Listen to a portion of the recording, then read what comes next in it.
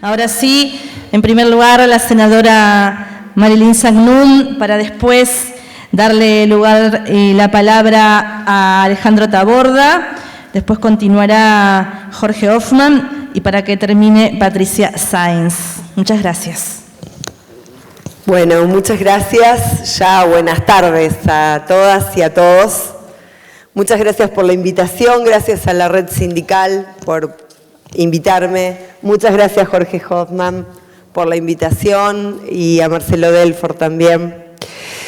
Realmente me parece fundamental que se pueda discutir, debatir, escuchar a los trabajadores y a las trabajadoras en torno a una problemática que tiene que ver con la eliminación de la violencia y del acoso en el ámbito laboral.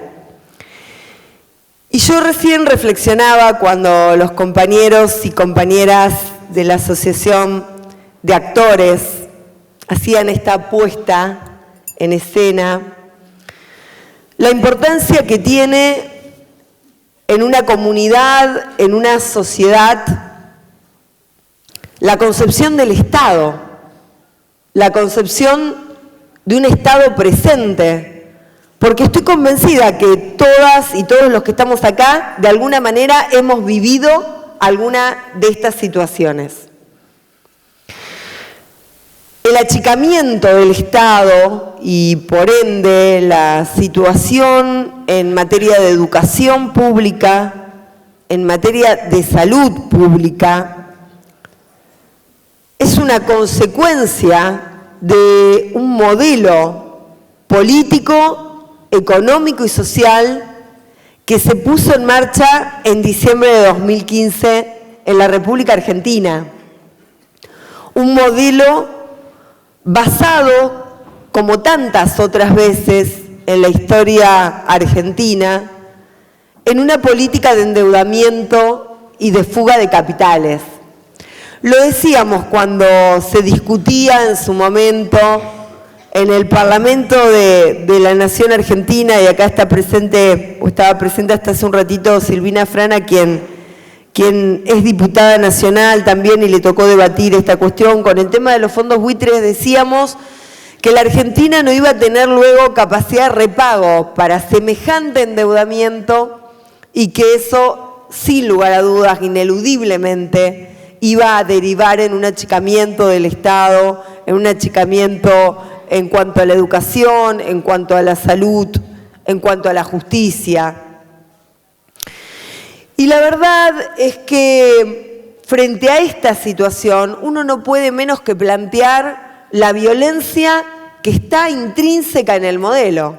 Porque hoy vamos a discutir y vamos a hablar sobre la violencia y el acoso laboral en el ámbito del trabajo, en los distintos ámbitos de trabajo, de trabajadores y trabajadoras. Pero lo cierto es que hay una violencia intrínseca en un modelo económico y político, que es la violencia que conlleva el neoliberalismo.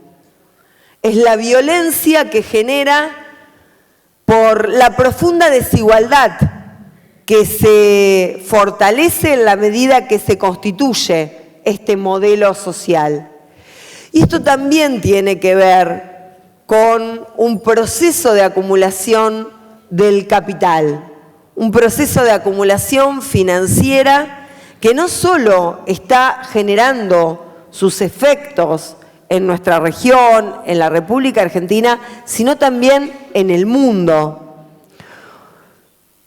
Considero que desde el punto de vista filosófico, político, cultural, educativo, es fundamental que nos planteemos nuevamente cuál es el rol del ser humano y cuál es el rol de la economía, cómo convive el ser humano con las relaciones económicas y cómo esas relaciones económicas, sin lugar a dudas, deben tender a humanizar, a que el ser humano se desarrolle profundamente.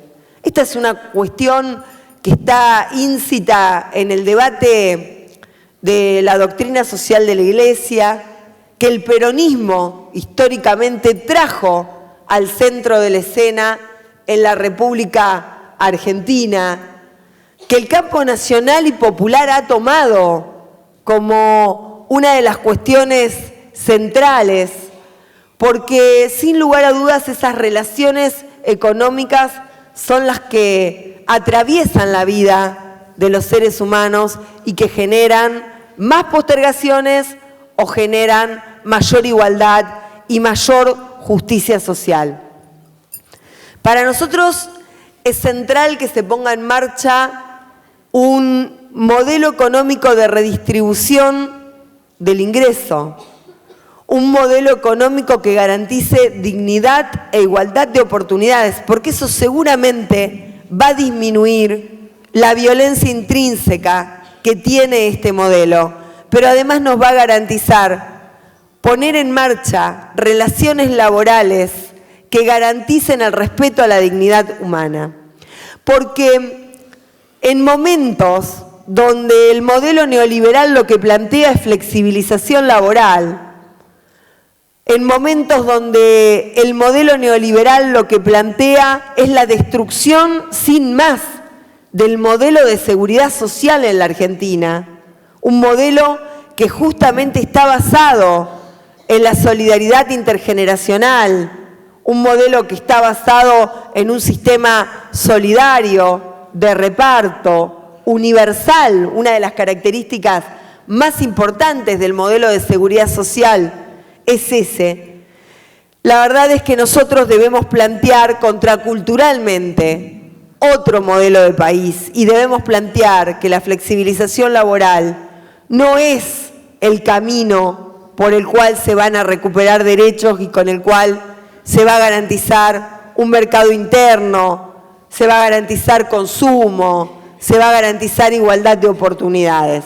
Estamos convencidos y convencidas de que hay que transitar un modelo de expansión económica, que hay que volver a poner de pie a la industria nacional, a la industria argentina, al pequeño y al mediano comerciante, a las economías regionales, para poder garantizar el arraigo de los pueblos. Miren, nosotros allá por el año 2016, junto con otros dirigentes políticos, nos planteábamos la necesidad de discutir para adelante, parados en lo mejor de nuestros 12 años de gobierno, parados en lo mejor de los gobiernos de Néstor y de Cristina, pero discutiendo para adelante un proceso que cuestionara fuertemente el modelo económico y político que significa el neoliberalismo.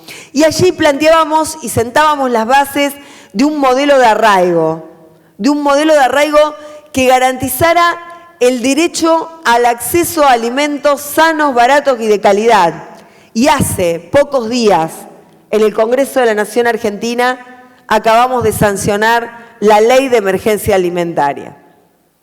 Y esto no es que nosotros éramos magos y preveíamos que por una cuestión menor o de análisis sin fundamento íbamos a tener que plantear la cuestión de los alimentos como cuestión central. Era porque ya sabemos qué es lo que genera el neoliberalismo. Lo que ocurre, la emergencia alimentaria en la República Argentina, no es fruto de ninguna tormenta, de ningún tsunami. Es fruto ni más ni menos de un modelo económico que se puso en marcha.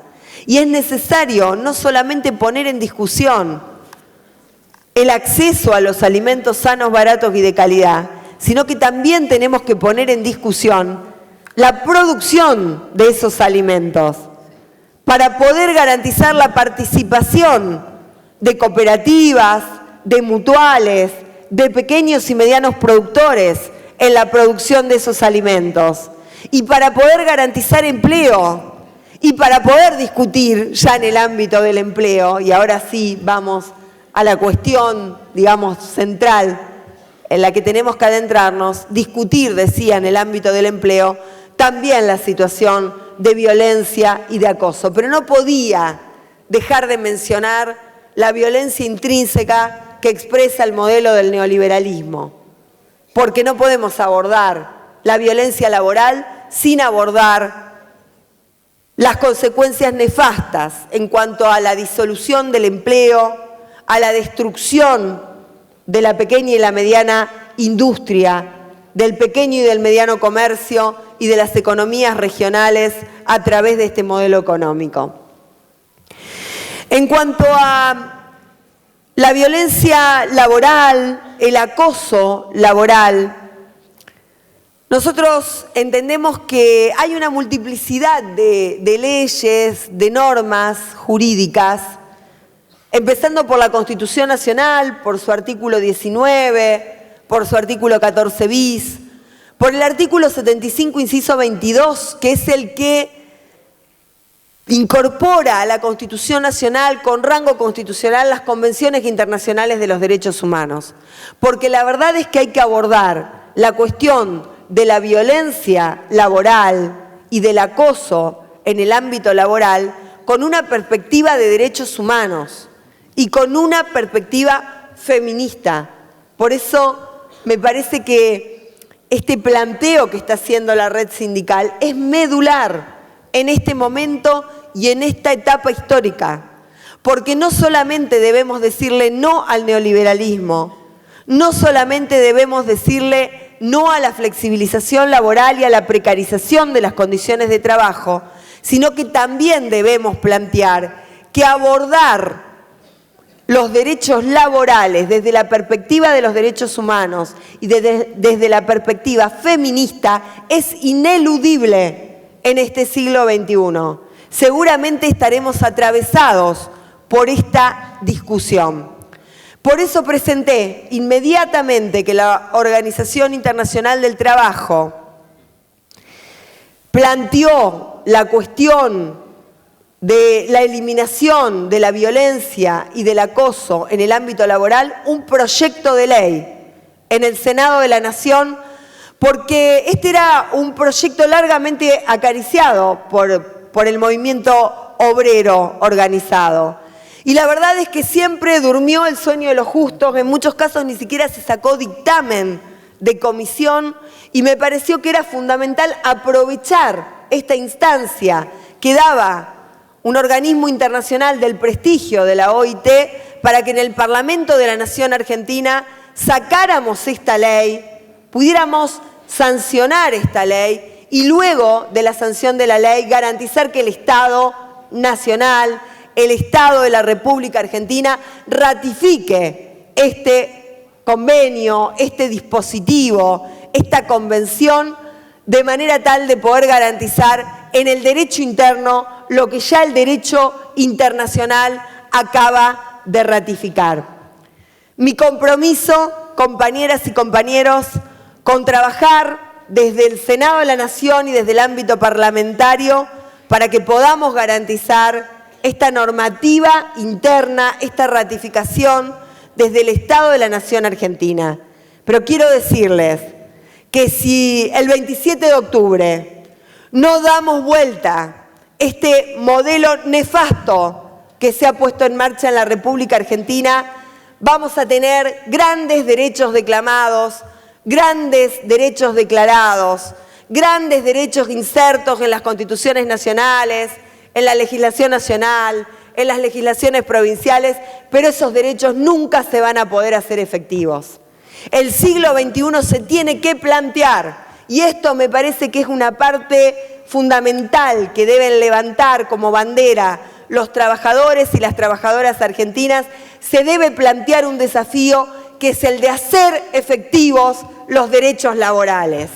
Los derechos laborales no son un adorno, no deben ser solo declamados, deben hacerse efectivos en la realidad práctica. Y para eso requerimos, necesitamos, no solo a nivel nacional, sino también a nivel regional y a nivel mundial, partidos políticos, organizaciones que sean capaces de tomar los gobiernos de los estados nacionales para transformar sus estructuras e ir definitivamente hacia la justicia social. Muchas gracias.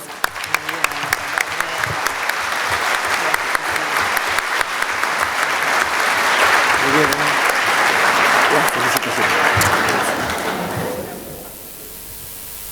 difícil.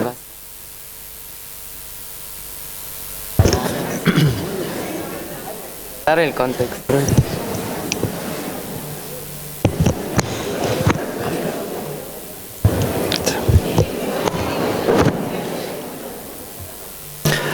Muy buenas tardes. Mi nombre es Alejandro Taborda, vengo en representación de la Federación Industrial de Santa Fe y de la Unión Industrial de Santa Fe particularmente. Agradezco a los organizadores de este congreso el habernos tenido en cuenta. Jorge, también a Marcelo por permitirnos la oportunidad de expresarnos en este congreso sindical. La verdad que es difícil hablar después de semejante alocución. Tenemos un puestito en la Federación para defender la industria nacional. Y la verdad que uno venía solamente a expresar de que un mea culpa, si tenemos una mea culpa a los industriales, es no haber sabido explicar la importancia de la producción nacional, la importancia de las pymes fundamentalmente, en nuestra cotidianidad de trabajo, en nuestra relación con toda la sociedad. Y hoy por hoy, ante un modelo, como bien dijo la senadora, que ha destruido 200.000 puestos de trabajo industriales en 4 años, que ha destruido 8.000 puestos de trabajo industrial en Santa Fe, que ha cerrado 600 industrias en Santa Fe, 300 con proceso preventivo de crisis, uno no puede visualizar otra cosa que decir qué bien que estábamos, cuánto habíamos crecido. Cuando se habla de flexibilización laboral, cuando se habla de que el industrial argentino está presente en cuanta manganeta quiere hacerle a los trabajadores, evidentemente hay que diferenciar a un Ratazzi. Hay que diferenciarse de que lo que piensa normalmente la gente, que los industriales somos esos gordos con unos autos importados y un habano que tratan de perjudicar continuamente al trabajador. Y nosotros vivimos de los trabajadores y vivimos del poder adquisitivo de los trabajadores. El 65% de lo que producimos lo consume nuestro mercado interno. Está visto que hoy por hoy este modelo ha hecho que los trabajadores hayan casi devaluado a la mitad los salarios en dólares. Eso no nos hace más competitivos para nada en el mundo, porque eso no es la discusión. Acá en Argentina se está discutiendo cosas que en el mundo no se discute más ya. En todos lados se defiende su mercado interno, en todos lados se busca la capacitación. En todos lados están estudiando lo que es aplicar la tecnología a las industrias, no destruirlas, no cerrarlas. Cuando hablamos de esa dicotomía de subvaluar el valor del trabajo argentino, de dejar importar cualquier cosa a cualquier costo, hoy la pelea en el mundo es por el trabajo, no es por los productos. Hoy lo que te quieren exportar es el trabajo de otro lado, el trabajo de los chinos. Ahí anda Trump peleándose con todo el mundo para defender los trabajos argentinos, de Estados Unidos. Y nosotros dilapidamos puestos industriales y nosotros estamos peleando con un Estado que viven diciendo que está sobredimensionado. Está sobredimensionado porque estamos haciendo pelota el mercado privado. Lo que tiene que hacer un gobierno es crear más trabajos privados de calidad, no destruirlos. No dejar importar productos, ni pelearse, ni meterle tarifas impagables, ni impuestos impagables. Dicho eso, porque si me embalo con el asunto de la industria nacional, no termino más. Y vine a expresarle que desde la Federación Industrial de Santa Fe y de todos los industriales que tienen trabajo registrado, ya entendimos hace rato que la precarización laboral no es solución, que las condiciones de trabajo tienen que ser dignas, que hay que respetar tanto el sector femenino como las diferencias socioeconómicas, de edad. Ya lo entendimos hace rato, en su momento la resistencia que había entre las comisiones mixtas de seguridad, hoy por hoy trabajan normalmente, hemos reducido muchísimo la siniestralidad laboral. Y ya en el mundo se está certificando a empresas y a industrias de colegas de otros lados del mundo de cuanto a ambientes libres de violencia de género, violencia de acoso sexual y laboral. Por lo tanto, lo que le queremos expresar en este congreso es que desde la Federación Industrial de Santa Fe, de la Unión Industrial de Santa Fe, lo que tiene son socios. Somos socios, esto no es una pelea de pobres contra pobres. Sabemos quién son los enemigos, nos tenemos que ayudar. Cuando a la industria le va mal a la sociedad. Y cuando tenemos gente que no se desarrolla en su trabajo con alegría, con libertad, que pueda llevar su pan dignamente, y cuando destruimos esos puestos de trabajo, pierde la sociedad, no gana nadie, es mentira que se gana en la parte y que vamos a ser más productivos por esto.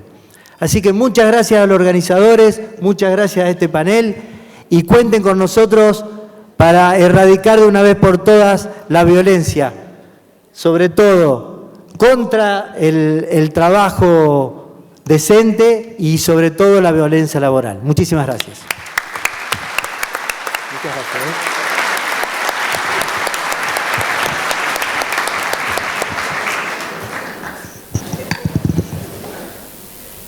Bueno, tanto Marilyn como Alejandro ponen de manifiesto de alguna manera la violencia que el modelo, por las características propias del modelo, genera. El modelo neoliberal, todos lo sabemos, tiene como cuestión central en su concepción al mercado como elemento ordenador de la sociedad. Es decir, el mundo de las empresas, con la sola actividad de las empresas al margen o con la menor cantidad de regulaciones y obligaciones posible, se supone que genera un modelo, un sistema que ordena la sociedad con la menor participación posible del Estado y de las instituciones de la sociedad civil. Yo creo que naturalmente este es un modelo perverso, es un modelo que deja de lado al hombre, deja al lado a la persona humana, como dice ahora el nuevo Código Civil, y realmente convierte a la sociedad, transmite a la sociedad esta vieja idea que en el 1600 teorizó uno de los primeros pensadores del mundo occidental de Hobbes, donde el hombre es lobo del hombre. Ahora, digo, esto tiene un carácter perverso, egoísta, muestra lo peor de los hombres, muestra lo peor de los seres humanos. Los seres humanos tienen cosas buenas y cosas malas. Esto muestra realmente la preeminencia del más fuerte y la convalidación y la justificación del más fuerte a cualquier costo. Pero también ha habido en la humanidad grandes pensadores y pensadores o grandes pensadores que han sido parte del pensamiento colectivo, que han tenido como idea, como objetivo, ordenar la sociedad.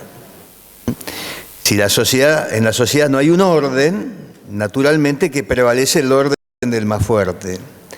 Y siempre aparece en cada uno de estos grandes movimientos que tienen que ver con el desarrollo de la civilización, la idea de la igualdad y la idea de tener los instrumentos necesarios como para evitar las situaciones de violencia.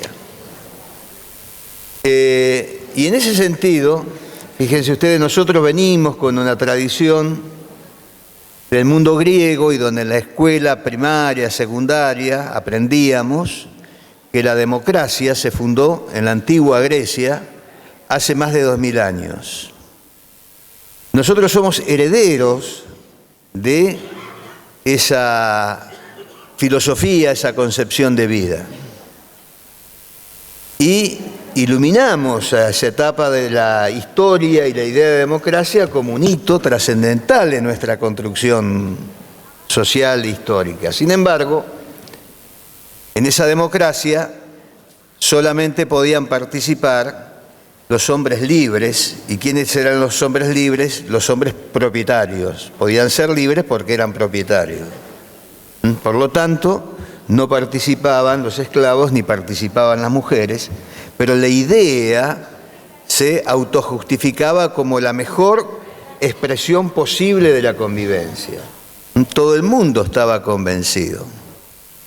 En la Revolución Francesa, en 1789, cuando se derrumba el Estado monárquico, la Revolución Francesa se hace en nombre de la idea de la igualdad, la solidaridad y la fraternidad, donde desaparecen los privilegios productos de las casas monárquicas, las diferencias entre las clases vinculadas a la realeza y la plebe.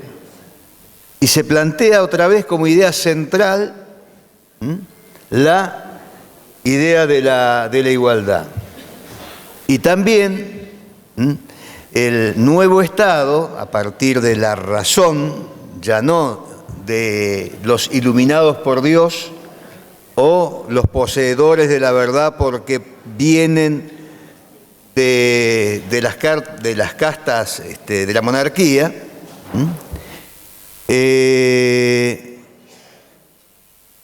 se plantea como un modelo para encauzar a la sociedad y lograr una mejor sociedad, una sociedad más feliz, más igualitaria. Sin embargo,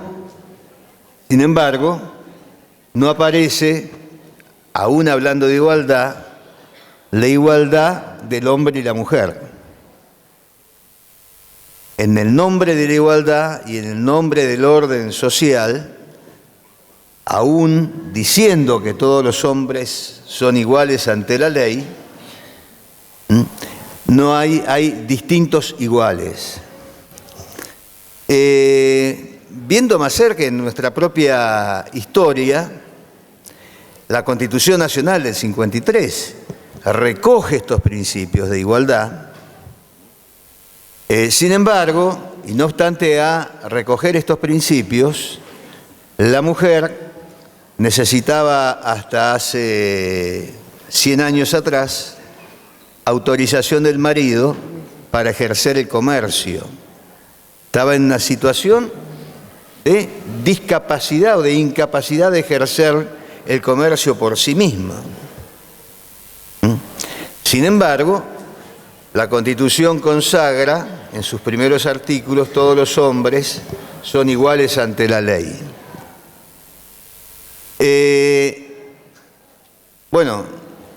La propia Constitución, ante esta igualdad, recién la mujer pudo votar hace apenas 70 años, gracias a la enorme militancia de Eva Perón. Que dicho sea de paso y al margen de esto, creo que todas las mujeres estaban de acuerdo con el voto de la mujer, pero Evita no tuvo el voto de todas las mujeres porque prevalecía la idea de la grieta de ese entonces, grieta que por supuesto imponen los factores de poder real, que imponen las oligarquías, para evitar esto que nosotros queremos evitar, así como que que lo que nos gobierne no sea el mercado ni la oligarquía, sino que nos gobernemos todos, que nos autogobernemos el pueblo sin tutelaje. También con la idea de la igualdad, el varón era quien tenía la patria potestad de los hijos, hasta que recuperamos la democracia, y fue durante el gobierno, el periodo de Alfonsín, donde se planteó la patria potestad compartida. Ahora bien, ¿a dónde quiero llegar con todo esto? Que en general hay en el terreno del pensamiento político hay dos grandes líneas que de alguna manera que dan explicación de la política. Una es la idea de lo que se impone, es la razón, esa capacidad que nos da la inteligencia de poder alumbrar qué es lo justo y qué es lo injusto. Y que por lo tanto las leyes tienen que ser producto de la razón, ¿no?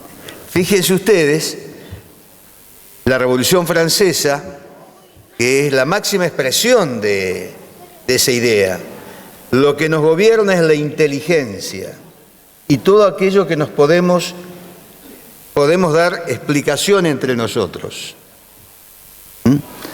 No obstante eso que recoge la Constitución del 53 y que es de alguna manera el mundo occidental, fíjense ustedes la hipocresía en el mundo donde, por lo que les acabo de relatar, la idea de la igualdad consagrada en la Constitución y en las leyes, en los hechos no se da. En los hechos no se da. Entonces, el instrumento de la ley es una condición necesaria, pero no suficiente. Y, por lo general, la construcción de los derechos son producto de la decisión colectiva de los pueblos y después viene la ley a alumbrarlo. Primero, los sindicatos existieron antes de la existencia de la ley. Existieron por imperio de hechos sociales que los constituyeron.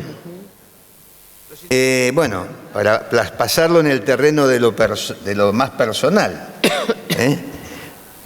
hubo primero divorcios en los hechos, después vino la ley de divorcio.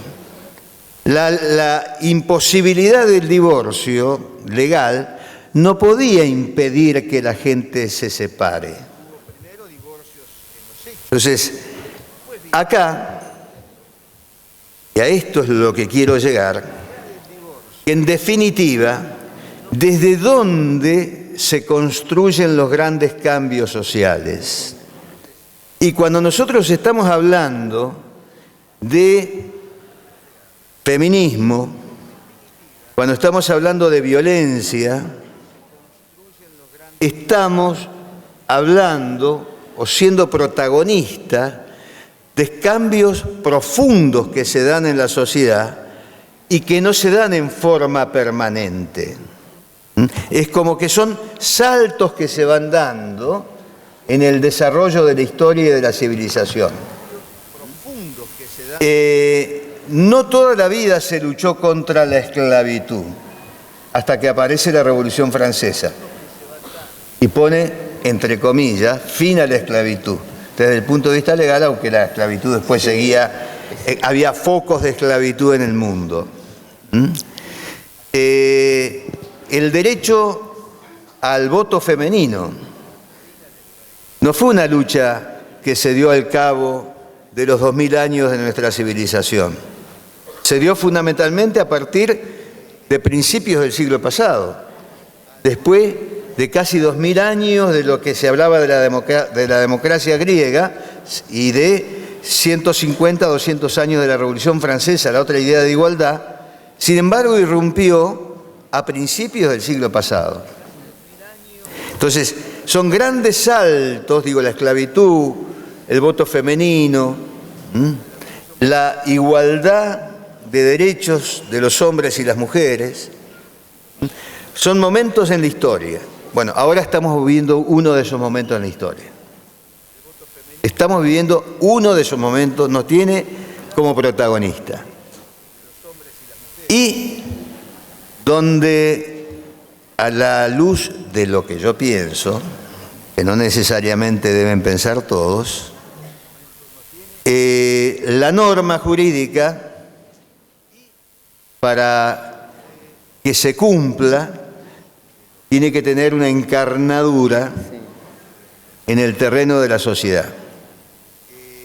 La norma jurídica, por ejemplo, nosotros los trabajadores, no obstante a que tenemos en el artículo 14 bis de la Constitución el derecho a participar en las ganancias de las empresas, en la máxima norma que rige la República, nunca tuvimos la fuerza para poder hacer que esa norma se cumpla. Entonces el poder no está en la ley, el poder está en nosotros. Nosotros, los trabajadores, no obstante... Y los que estamos acá, estamos construyendo una nueva instancia civilizatoria para una hermosa frase que acuñó Evo Morales, para construir la sociedad del buen vivir.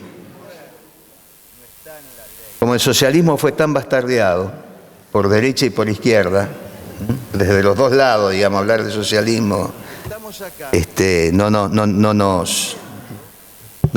nos da respuesta. Entonces hablamos de la sociedad del buen vivir, porque va más allá, inclusive, de la lógica de la construcción de socialismo, capitalismo, que tiene una lógica puramente económica. Entonces estamos viviendo desde la militancia una etapa que nos lleva a pensar también en una lógica más humana, una lógica de la vida cotidiana, porque estamos muy mal con el neoliberalismo, no hay ninguna duda. Entonces no podemos estar además mal porque estamos actuando mal entre nosotros al margen de la problemática económica que nos somete el neoliberalismo. Entonces, digo, esta es la trascendencia que tienen estas actividades y en particular esta. Y donde tenemos los sindicatos el enorme privilegio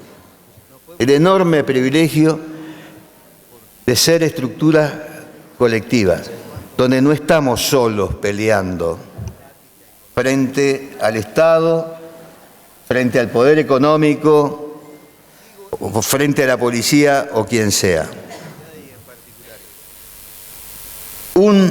De repente, un ciudadano, una ciudadana en un barrio tiene que afrontar situaciones donde se encuentra en soledad. Por la violencia de la policía, por la violencia de las mafias del narcotráfico, o por la falta de un medicamento o lo que sea. Entonces, tenemos nosotros un enorme poder para poder hacer que la norma se consagre, pero si nos quedamos ahí, sonamos. Si no, para que la norma se cumpla. Y a su vez, a veces, para generar normas propias que sean mejores que la propia norma del Estado. Y es eso lo que estamos haciendo, compañeras y compañeros. Esto es como la lucha contra la esclavitud. Esto es como la lucha por la igualdad del hombre y la mujer. Así como la lucha ahora ya no es por la igualdad del hombre y la mujer. Ahora la lucha es por la igualdad de género. Estamos en otra instancia civilizatoria, porque de repente hay personas que no se sienten identificadas como hombre o mujer. Y son seres humanos, son no iguales a nosotros, porque yo aquí, igual a quién soy, quién es igual a mí. Entonces, estamos viviendo estos procesos civilizatorios fantásticos, llevando, porque en la violencia, para que no digan se está yendo por las ramas Jorge, en la violencia subyace un problema de desigualdad. Totalmente. Claro. Sí, claro. Subyace un problema de desigualdad. Entonces el problema es la igualdad. Vos no me podés violentar. No tenés poder para violentarme. Sos igual a mí. Sos igual a mí. Entonces en el fondo la lucha es por la igualdad. Finalmente, porque esto es medio aburrido lo mío, me parece, muy medio teórico, no sé, pero bueno, se me va ocurriendo. Valoremos esto, compañero. Esta es la lucha que se libró contra la esclavitud. Esta es la lucha que se libró por el voto femenino, por la igualdad del hombre y la mujer. Ahora es la lucha por la igualdad de género y es la lucha contra la violencia. Es la lucha contra la violencia, que nosotros decimos el ambiente libre de trabajo porque somos sindicatos, pero no nos quedamos en eso. Si sembramos eso, habremos liberado a la sociedad y a nosotros mismos de la angustia, la tristeza que nos da vivir en una sociedad violenta y vivir 6, 7, 8 horas en un trabajo que nos oprime, nos angustia.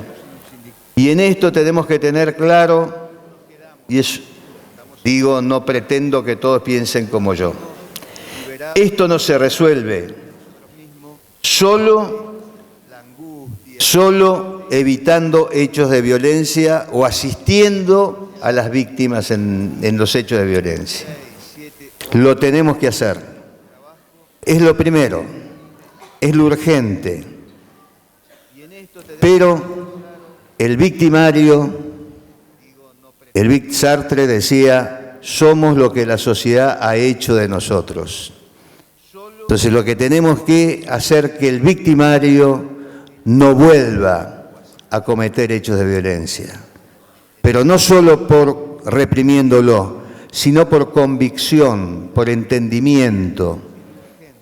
De esta forma haremos que el victimario no siga reproduciendo los hechos de violencia al cabo de la vida, sino que comprenda de que no hay lugar en esta sociedad a esta altura de la civilización para que alguien se crea con derecho de generar angustia, zozobra, incertidumbre, tristeza sobre otra persona. Entonces, tenemos el poder para trabajar en los colectivos laborales, tenemos el poder que nos da nuestra propia organización, tenemos el poder que nos da la confluencia de 30 sindicatos, tenemos el poder que nos da de participar en estructuras de poder como para poder impulsar también la legislación necesaria.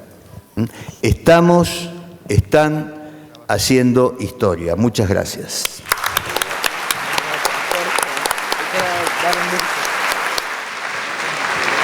Compañero.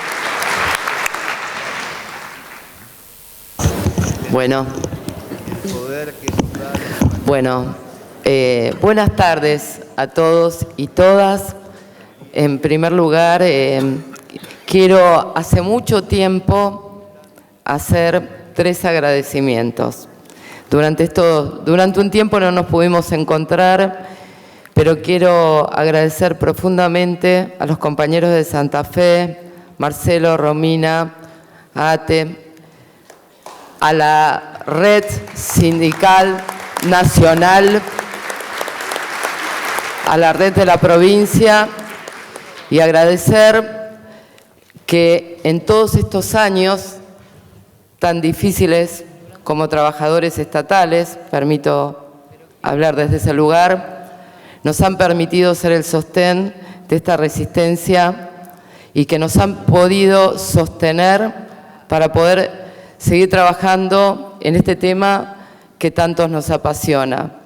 Y fundamentalmente, desde acá, hacer una reflexión, pero más que nada un compromiso desde la oficina, no solamente mío, sino de todos los compañeros y compañeras que nos acompañan todos los días, por cada uno de los trabajadores y trabajadoras que son víctimas de violencia laboral y que asisten, a pesar del miedo, de la intolerancia, a esperar una respuesta de nosotros como Estado.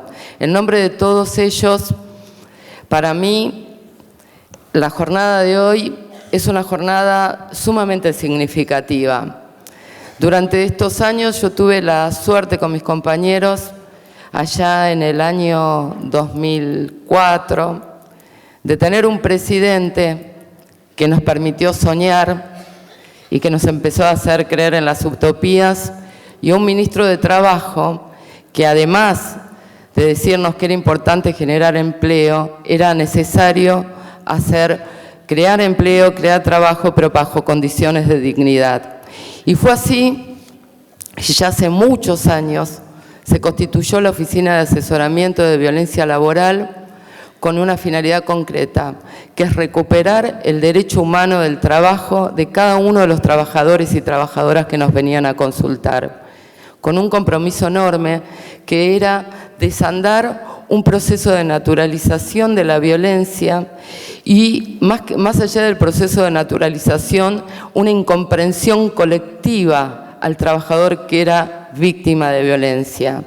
Fue así que fuimos y empezamos a constituir algo distinto, que era cómo era el procedimiento que teníamos que tener cuando un trabajador o una trabajadora venía a consultarnos con este tema. Empezamos con un procedimiento de escucha, de asistencia, mecanismos de atención. Nos dimos cuenta que más allá de la urgencia, como bien decía Jorge, necesitábamos trabajar fundamentalmente en la prevención, porque esto se estaba llevando a la vida de muchos trabajadores y trabajadoras. Miren, en el transcurso de todos estos años hemos visto trabajadores víctimas que han sufrido desde depresiones leves, trastornos de sueños a intentos de suicidio. Y esto nos ha puesto en una discusión muy fuerte a nosotros como trabajadores, empezar a ver qué era el trabajo para nosotros, por qué nos pasaba esto, qué nos pasaba, por qué la violencia en el trabajo era tan fuerte y tan determinante. Porque el trabajo para nosotros, para todas las personas, es constitutivo de lo que somos y lo que somos con el otro, lo que somos como sociedad, lo que representamos.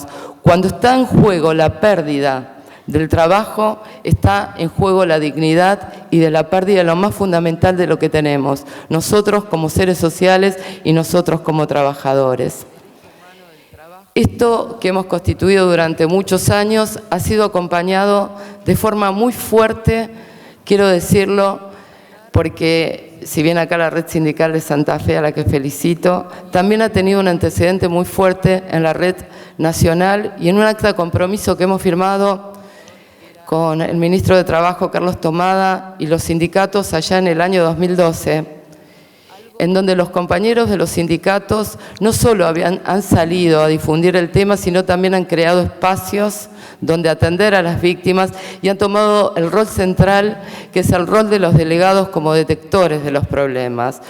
Fue así que juntos empezamos a articular una política pública en donde era necesario trabajar juntos y crear algunos pensamientos en común. Todo eso lo hemos podido sostener durante estos años a través de los sindicatos. Así que les pido un fuerte aplauso para la Red Nacional que nos ha tenido que sostener. Pero ahora estamos en una nueva etapa. Una etapa en que como trabajadores del Ministerio queremos pedir y que vuelva a ser Ministerio de Trabajo. Nosotros no somos un Ministerio de Producción, somos un Ministerio de Trabajadores y de Trabajadoras. No va a haber centralidad del trabajo si no volvemos a tener un ministerio que pueda establecer políticas públicas de empleo y creación de trabajo con dignidad. Hacia allá espero que vayamos dentro de muy poco. Y más allá de esto, ya lo que queremos hacer como principio fundamental de la Oficina de Asesoramiento de Violencia Laboral es empezar a articular junto a las organizaciones sindicales, a las organizaciones empresarias, a los sectores de la producción, este tripartito que fue la fuente y la consolidación de esta oficina, y hacerlo mucho más extensivo también con universidades que nos brinden el conocimiento para poder juntos, de cada uno de los lugares, poder crear una política pública en serio, que más allá del convenio de la OIT 190, que esperemos que se ratifique, tenga la posibilidad que cada trabajador o trabajadora pueda solucionar su problema, porque muy bien se sostuvo, es importante el convenio colectivo, es importante la norma, pero es más importante que los trabajadores tengan lugares a donde ir y puedan denunciar seguros, que no van a perder el trabajo como consecuencia de la denuncia de violencia laboral. Y eso nosotros como Estado debemos garantizarlo. Por eso, lo que queremos en esta nueva etapa, que nos vuelve a llenar de sueños y de utopías, es fortalecer los procedimientos, institucionalizar a las organizaciones, a las redes empresarias, para que construyamos juntos políticas y que federalicemos este proceso que estamos armando, que quedó consolidado, yo lo siento, solamente en Gran Buenos Aires. A pesar de muchos esfuerzos, necesitamos llegar al interior del país, necesitamos llegar a cada una de las provincias, necesitamos fortalecer las oficinas del interior para que cada trabajador sepa en cualquier punto del país que va a ser sostenido, que va a ser atendido, que no se va a permitir la violencia y que esto no va a poner en riesgo su fuente de trabajo. Esto que parece muy sencillo es sumamente complejo. Es complejo porque necesitamos institucionalizar ciertos procedimientos, necesitamos de la cooperación del Poder Legislativo, necesitamos la cooperación también de las organizaciones sindicales, pero necesitamos llevar la voz a cada uno de los trabajadores.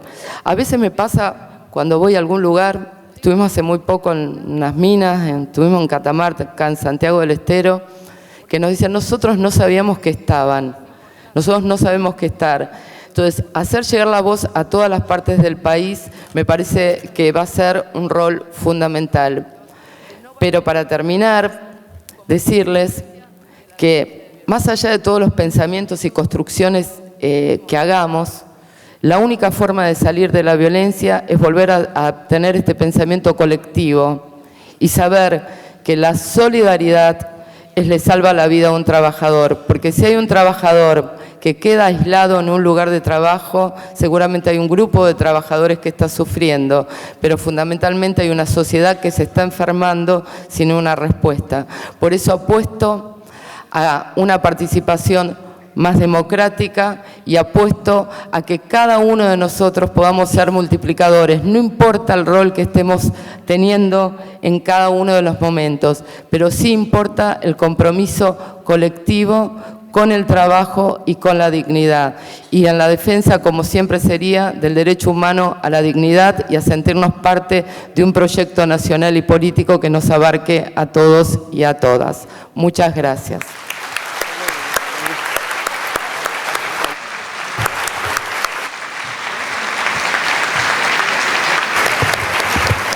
Muchísimas gracias. Entonces,